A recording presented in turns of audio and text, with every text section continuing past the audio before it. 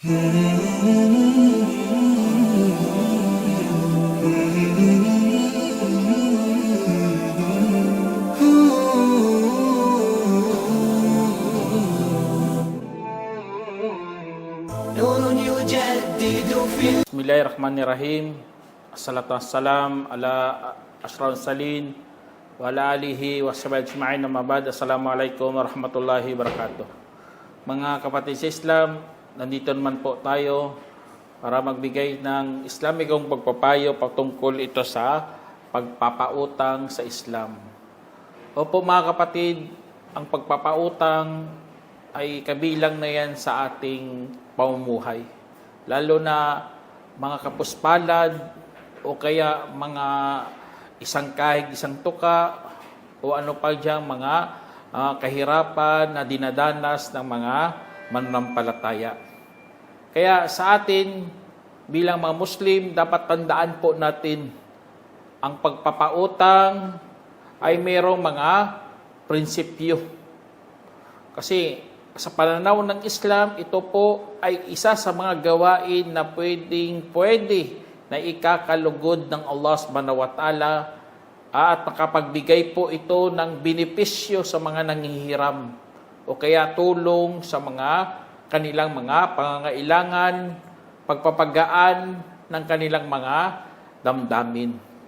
Kaya sa Islam, ang pagpapautang, ang hatol dyan ay sunnah. Opo mga kapatid, hindi po yan wajib, sunnah po yan. Ngunit, lagi po itong binabanggit sa hadith. Kasi nga, hinahangad natin mga kapatid ay gantimpala mula kay Allah subhanahu wa ta'ala. Kaya sa mga nagpapautang, dapat isipin talaga nila ang tinatawag na sakit at hirap ng mga mahirap, mga nangangailangan. Kasi kapag ikaw nagpapautang, ang Allah subhanahu wa ta'ala, kung inukol mo kay Allah subhanahu wa ta'ala, magkakaroon ka po ng malaking gantimpala. Katulad ng sinabi ng Allah, a'udhu billahi minash shaitanir rajim, man dhal ladhi yuqridullahu qardan hasana fayudha'ifahu lahu ad'afan katsira wallahu yaqbidu wa yabsutu wa ilayhi turja'un. Sa sinabi ng Allah subhanahu wa ta'ala, sino ang yaong magpapautang kay Allah ng magandang kautangan at saka pararamihin niya ito para sa kanya ng napakaraming beses at si Allah ang pumipigil at nagbibigay at sa kanya rin kayo magsisibalikan. Kaya dito sa sinabi ng Allah subhanahu wa ta'ala, meron po siyang hinambing mga kapatid. Meron siyang sinabi na kailangan nating lubos na maunawaan ang nagpapautang. Dito, kapag ikaw nagpapautang, minsan humihingi ka ng pabor sa tao. Kasi balang araw, mag-uutang na loob to sa akin. Tutugurin niya rin ang aking pabor balang araw. Ganon ang pagpapautang. Ganon din ang gagawin natin kay Allah subhanahu wa ta'ala. Allah, matignan nyo, magpapautang tayo kay Allah. Wala ka namang ibibigay kay Allah, sa totoo lang. Mga kayamanan mo, paano ibibigay kay Allah? Ang lang gusto ng Allah doon, gawin mo na mayroong kang taos puso. Yun ang gusto ng Allah subhanahu wa ta'ala. At ang pangako ng Allah, ang pabor na hinihingi mo ay tutugunin ng Allah subhanahu wa ta'ala. Allahu Akbar. Ganun po tayo. Ganun ang gantimpala ng Allah subhanahu wa ta'ala. Kaya po, ang pagpapautang mga kapatid, dapat sabayan mo yan ng magandang pag-uugali. Lalo na takot natin kay Allah. Kasi nga, minsan, ang ibang tao kapag naapakan ang kanilang mga reputasyon, lalo na kung maningil na, tataguan na sila, hindi na sila pakikinggan, ibablock na sa Facebook o ibablock na sa social media. Siyempre, iinis ka, mainit ang ulo mo. Balik ka ng balik, hindi naman siya nagpapakita. Kaya po, sa mga nagpapautang, tayo ko lang po mga kapatid, dapat taglayin natin ang takot natin kay Allah subhanahu wa ta'ala at magandang pag-uugali. At alam naman natin mga kapatid, na karamihan sa mga papasok sa paraiso dahil po sa kanilang mga gandang pag-uugali. Katulad sa inulat ni Abu Hurairah radhiyallahu anhu, na mayroong nagtanong sa Propeta sallallahu alaihi wasallam tungkol sa kung ano ang kadalasang magpapasok sa mga tao sa paraiso. Kaya kanyang sinabi, pagkatakot kay Allah at mabuting pag-uugali. At tinanong siya ulit tungkol sa kung ano ang kadalasang magpapasok sa mga tao sa impyerno. Kaya kanyang sinabi, ang bibig at ari. Isinaraysay ni Tirmidhi at ginawang hasan ni Albani. Kaya po, yan isa sa mga pinakamagandang tulong sa atin na kailangan magtaglay po tayo ng ganitong mga pag-uugali. At sa pagpapautang, mga kapatid, dapat isipin mo na dapat malayo ka po sa pagiging materialista o kaya magiging makasarili ka. Kasi sa pagpapahiram, dapat mayroon ka talaga diyang awa, may habag ka. Tignan nyo sa panahon natin, nanggugulang ng ibang tao. Nagiging isang salita na lamang ang pagpapahiram at pagpapatubo, subhanallah. Ganun ang nangyari sa atin. Ang haram naging halal. O kaya ang halal may halong haram. Hindi na borrowing, hindi lending na eh. Alam naman natin nakakatakot, may parusa ang riba.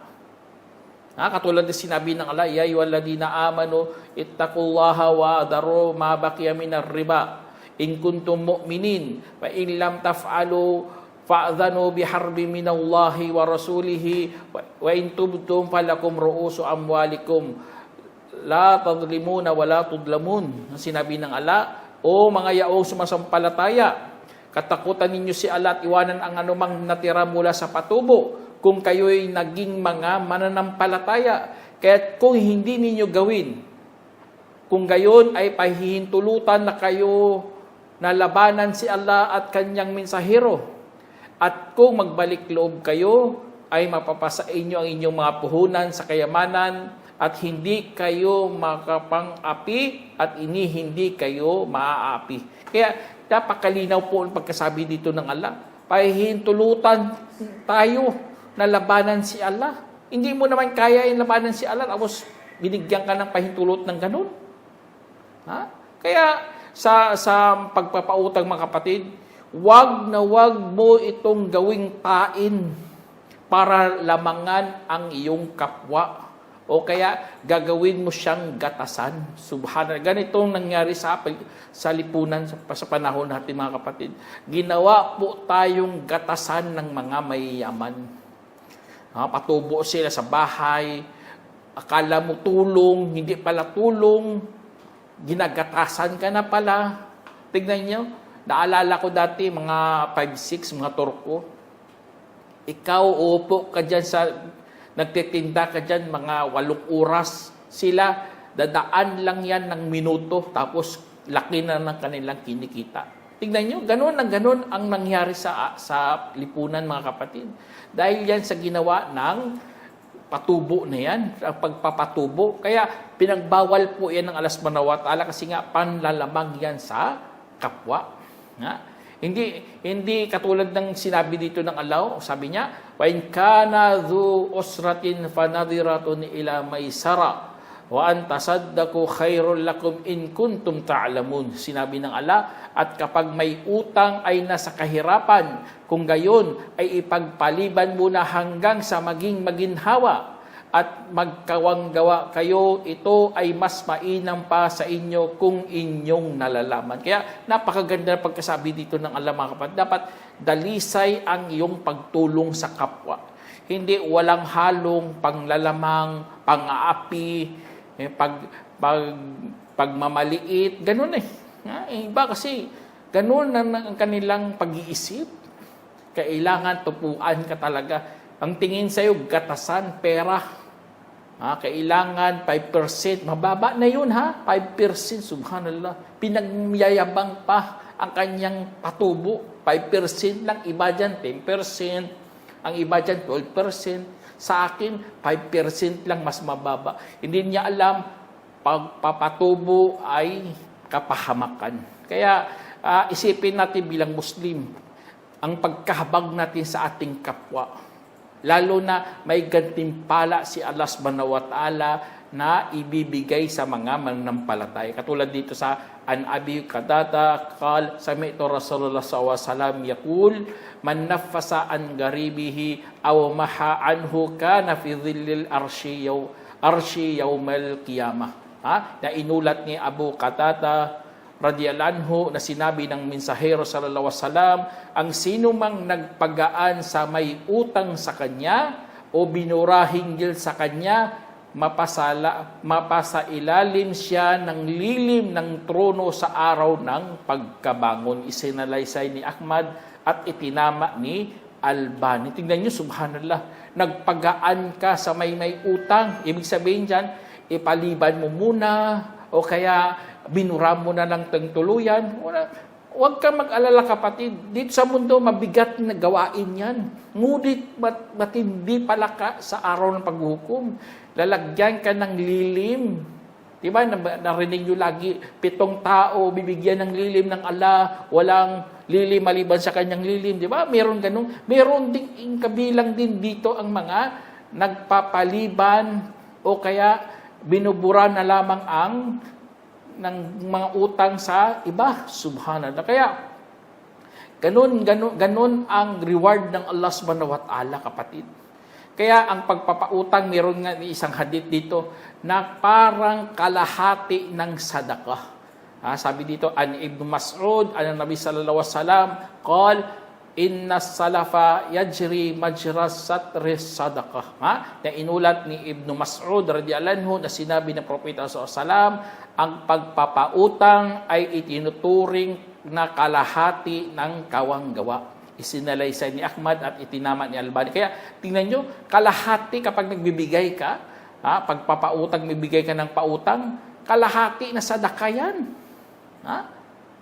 Kung ginawa mo 2 beses ka ng pautang, magkakaroon ka na po ng buong sadaka. Allahu Akbar. Kaya unang kalahati, katulad dito na inulat ni Abdullah bin Mas'ud radhiyallahu anhu na sinabi ng mensahero sallallahu alaihi wasallam, ang sino mang magpautang ng pera ng 2 beses ay parang nagbigay siya ng kawanggawa ng 1 beses. Isinalaysay ni Bayhaqi at itinama ni Albani. Kaya yan isa sa mga magandang gawain. Pero mas mainam pa rin ang kawanggawa. Kasi ang kawanggawa, hindi katulad yan ng pagpapautang. Kahit mayroong pang hadith dito na mas mainam pa ang pagpapahiram, hindi, kasi ang hadith na yun ay daif, mahina. Kaya mas mainam pa rin ang nagbibigay ng kawanggawa. Kaya isa sa atin mga kapatid, na mayroong mga kwento nga ng mga nauna. Ang kwento kung saan magbibigay sa atin ng inspirasyon para sa pagbibigay ng example. Kung mayroon ka naman, magpapautang ka, wala problema, kasi may mga tao kasi gusto nila para kay Allah subhanahu wa ta'ala. Katulad sa hadith dito na kwento pala ni Abu al-Yasar. Sabi dito na inulat ni Ubaydah bin Walid bin Ubaydah bin Samit na nagsabi, ako at ang aking ama ay lumabas upang maghanap ng kaalaman sa lugar na ito ng mga Ansar bago pa sila namatay. At ang unang taong aming nakita ay si Abu al-Yasar. Radhiyallahu anhu na isang kasamahan ng propeta sallallahu alaihi wasallam at meron siyang kasamang alipin na may dalang isang bungkus na mga kasulatan. At si Abu al-Yasar ay nakasuot ng balabal at isang damit na maarifi, kasuotan ng taga-Yemen. At ang kanyang alipin ay nakasuot ng balabal at isang damit na maarifi. Subhanallah, kanyang alipin, kung ano sinusuot niya, ganun na ganun din ang sinusuot. Subhanallah. Ganun ang mga sahabi, lalo si Abu al-Yasar. Sinabi ng aking ama sa kanya, Tiyo, nakikita ko ang bakas ng galit sa iyong mukha. Sinabi niya, oo, may utang kasi sa akin si ganito. Kaya aking pinuntahan ang kanyang pamilya, binati ko sila ng salam, at nagtanong, nandyan ba siya? Sinabi nila, wala po. Pagkatapos, ang kanyang anak ay na may dalang batang kambing ay lumabas sa akin. Kaya tinanong ko siya, nasaan ang iyong ama? Sinabi niya, narinig niya ang iyong boses, kaya pumasok sa higaan ng aking ina. Subhanallah, ganun na ganun mga kapatid. Sa kwento dito, nagtago ang kanyang sinisingil. Nagsinungaling pa. Subhanallah. Tapos, sabi dito, sabi niya, lumabas ka dyan sa akin dahil alam ko na kung saan ka. Kaya't lumabas siya at sinabi, ano ang nagtago sa iyo mula sa akin? Sinabi niya, sumpa man sa Allah, sasabihin ko sa iyo ang katotohanan at di ako magsisinungaling sa iyo. Natakot ako sumpa man sa Allah, na kung magsasalita ako ay magsisinungaling ako sa iyo at mangangako at saka sisirain ko naman. At ikaw ang kasamahan ng mensahero ng Allah, sumpa man sa Allah, ako ay nasa matinding kahirapan. Sinabi ko, sumpa man sa Allah. Sinabi niya, sumpa man sa Allah. Sinabi ko, sumpa man kay Allah. Sinabi niya, sumpa man sa Allah. Sinabi ko, sumpa man sa Allah. Sinabi niya, sumpa man kay Allah. Sinabi ko, sumpa man sa Allah. Sinabi niya, sumpa man sa Allah. Allahu Akbar. Ganun kasi mga dati mga tao, lagi silang nanunumpa. Kaya sinabi niya, kaya dinala niya ang kanyang kasulatan at binura ito gamit ang kanyang kamay. At pagkatapos sinabi niya, kung makakahanap ka ng hatol para hatulan mo ako, kung hindi ay ikaw ang maglunas. Saka sumaksi ako sa pamagitan ng paningin ng dalawang mata kung ito. At inilagay niya ang dalawang daliri sa kanyang mga mata at ang kanyang pandinig sa dalawang tainga.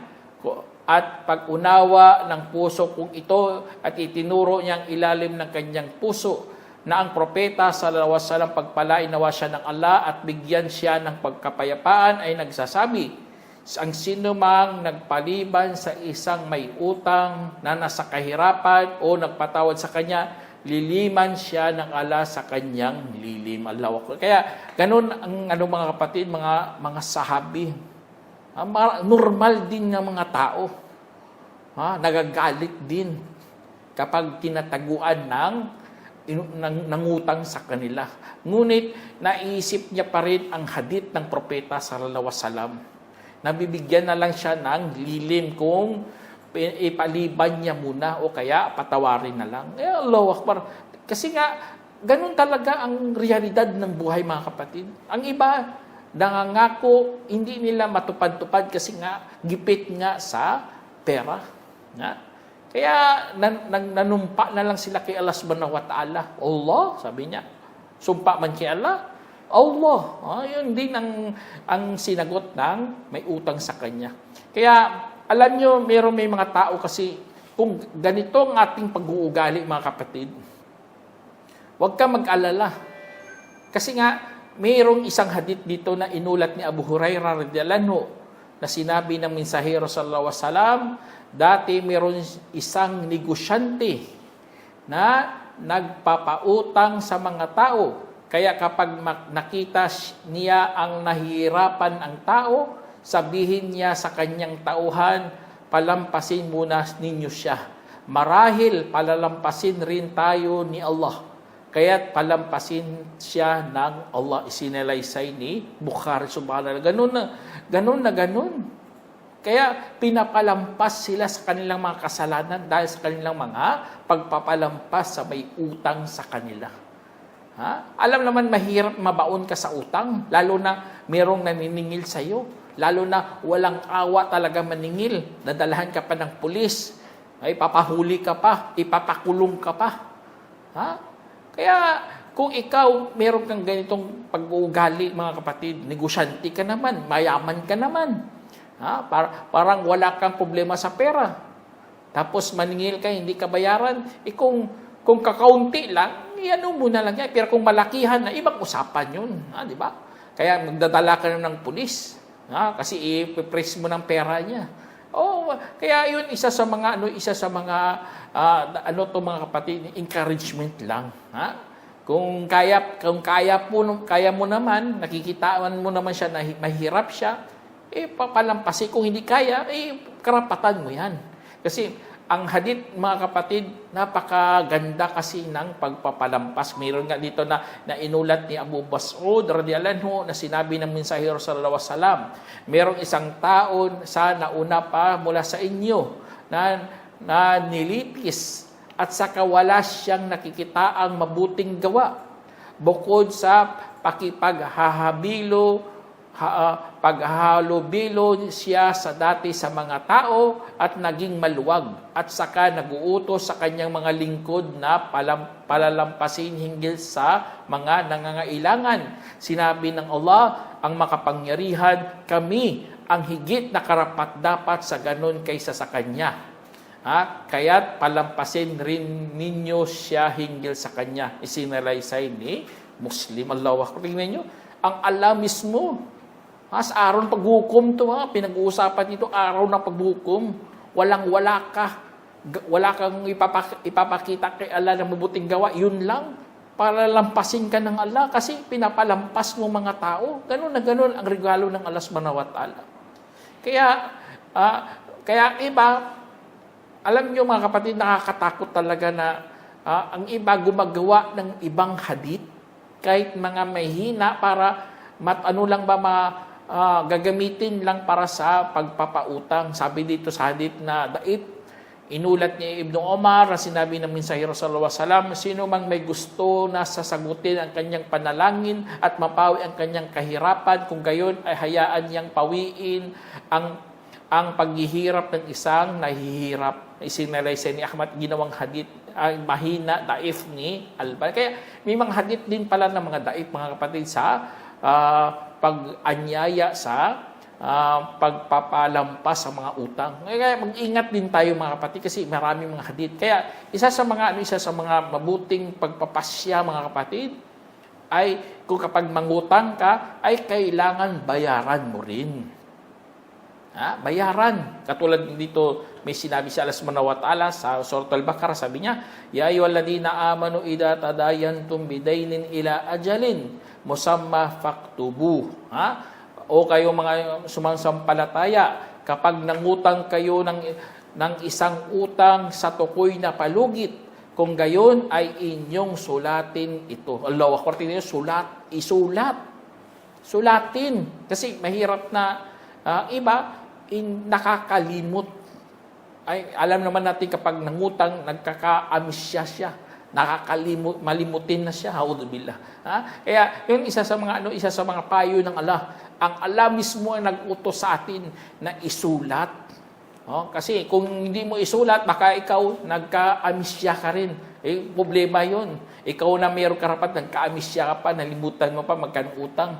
Ang iba kasi gagawa ng gagawa pa ng mga papasobrahan pa. Haudubillah. Nangaapi ka pa. Kaya dapat isulat yan kasi utos ng Allah subhanahu wa ta'ala. Kaya at kung meron ka ng kakayahan kapatid, kung meron ka ng kayamanan, meron ka ng kaya mo ng bayaran, huwag mo nang ipapaliban. Kasi merong isang hadith na napakalupit para sa dyan. Katulad na inulat ni Abu Hurairah radhiyallahu anhu na sinabi ng mensahero sallallahu alaihi wasallam, ang pag-aantala sa pagbayad ng isang mayaman ay pang-aapi. Tingnan nyo, pang-aapi. Mayaman ka na, may kaya ka na. Tapos inaantala mo pa ang pagbabayad, zulm yan, pang-aapi yan. Kaya kapag ang isa sa inyo ay tinutukoy na may kakayahan para magbayad, kung gayon ay dapat niya itong susundan. Isinalaysay ni Bukhari. Tingnan mo, Bukhari pa to. Susundan mo yan, kukunin mo talaga kasi kaya niya na. Karapatan mo yan. Kaya yun ang isa sa mga pinakamagandang payo, mga kapatid, kapag mayroon ka ng kakayahan. Kung wala kang kakayahan, pero gusto mong magbayad, magandang balita ito. Kasi mayroong hadith dito na inulat ni Aisha radhiyallahu anha, narinig niya ang mensahero sallallahu alaihi wasallam na nagsasabi, walang alipin ang Allah na may balak na bayaran ang kanyang utang maliban na tutulungan siya ng Allah. Isinalaysay ni Ahmad at itinama ni Albani. Allahu Akbar.